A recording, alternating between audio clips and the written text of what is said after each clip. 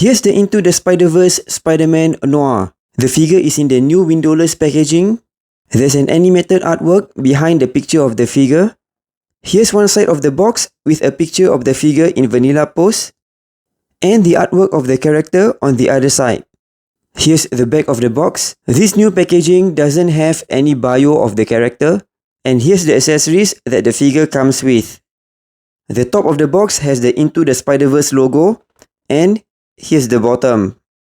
Now let's get the figure out.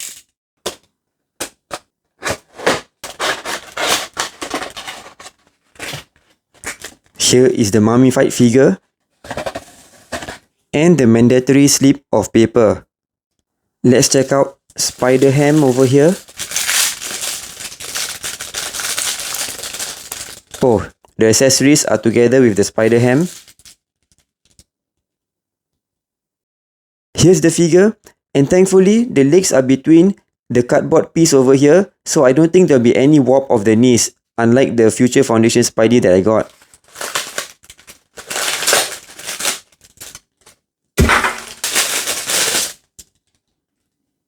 Here's everything out of the packaging. The figure comes with a pair of heads, one with a hat, and another one without the hat, a handgun, and Spider-Ham. Here's a closer look at the handgun. It has a slightly different sculpt on each side. Here's the head without the hat. The goggles are glued to the head for both of the heads. And here's Spider-Ham, which only has articulation on the head. It has a ball joint. It is simply a repaint of the one that we got from the Into the Spider-Verse Spider-Gwen, just with a different shade of red and a different shade of blue paintwork. I'm quite disappointed we don't have any alternate hands besides these trigger finger hands. What you can do for alternate hands is that you can use the ones from the Negative Zone Spidey. This hand can be taken off easily, and the hands from the Negative Zone Spidey fits in perfectly. And the good thing about the Negative Zone Spidey is that the hands are plain black, unlike the Symbiote Spidey, which will have the white patch at the top of the hands. So these hands definitely suit this figure. For the appearance of the figure, it does mostly follow his appearance in the animated movie, with the exception of his chest. It doesn't have the buttons like in the movie. Everything about the figure is casted in black, and paintwork on it is minimal except for the printed dots on the head, face, and shoulders of the trench coat, the sleeves of the trench coat, and also at the knee area. All the dotted prints are printed quite clearly on mine. The sculpt on the edges on the inner side of the trench coat looks good. It goes all the way down only to the mid-torso, and there are some sculpt on the shoulder and at the back as well. The belt are separate pieces at two ends of it. The center portion is sculpted to the trench coat. The trench coat is permanently in this position, spread out at the bottom half of it, which I guess does help if you want to do some dynamic pose. It doesn't restrict the movement of the legs. But at the same time, while standing in vanilla pose, it kind of doesn't make sense that the trench coat is in this position, but oh well, he still looks kind of cool. Here's the figure without the trench coat, and he doesn't really look nice without it. The torso all the way down to the knees is a reuse from the What If Star-Lord figure, but for the boots, I think it's a new sculpt. It's definitely different from the Star-Lord boots. The belt has a decent sculpt, and it cannot be taken off. There's no button or anything to remove it. And the holster is kind of silly because once you put the whole gun in, it's actually difficult to take it out. I'm gonna need a tweezer to take this out or something. And for the neck, the turtleneck collar is removable. Mine has excess plastic on this. I'll need to cut it off. The whole neck over here is a separate piece from the torso. There isn't any articulation, but it isn't one piece together with the torso. It is a separate piece. So yeah, the appearance is very close to his appearance in the animated movie, except for his shirt, which has no buttons at all on the figure, unlike in the movie. He does have a very lanky appearance because of the long legs. Articulation.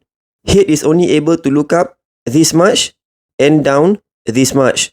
Not really much up and down movement. Able to tilt left and right. Arms go up this much. Bicep swivel. double hinge elbow joint, pinless, wrist swivel and hinge. Ab crunch forward this much and this much to the back. Waist swivel, this much split, this much Van Damme split. Legs able to move forward this much. Thigh swivel, double hinge knee joint, pinless, and ankle hinge and pivot. Even with the trench coat on, it doesn't really restrict the articulation, especially because the trench coat doesn't wrap around the knee area.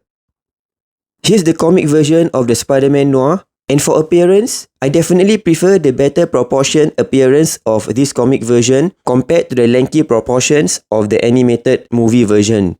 This reused trench coat since the Return of Marvel Legends era really restricts the articulation of the legs.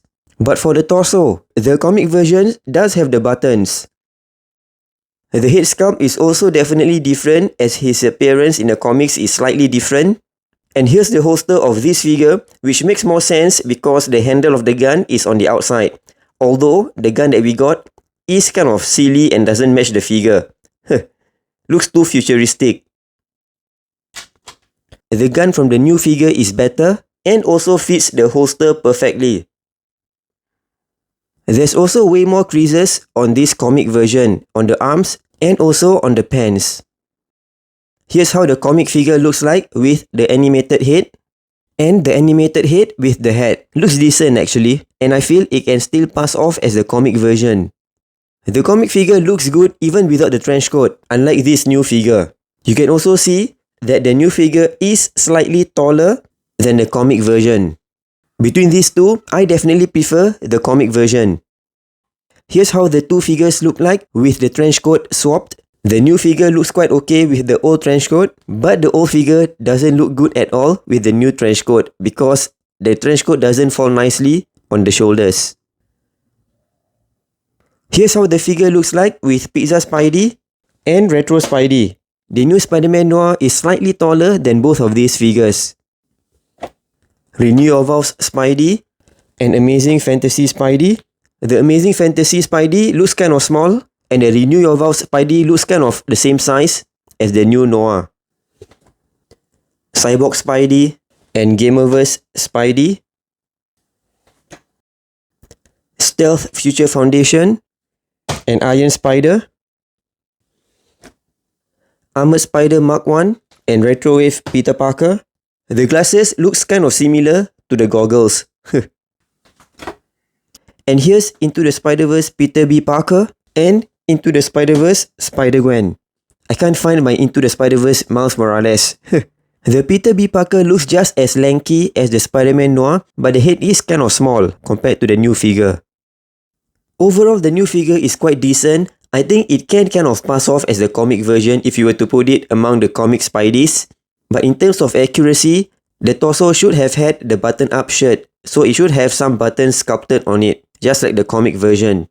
And the lack of alternate hand for a Spidey figure is just really annoying, and instead of giving any of the Spidey hands, they gave the unarticulated Spider-Ham again instead.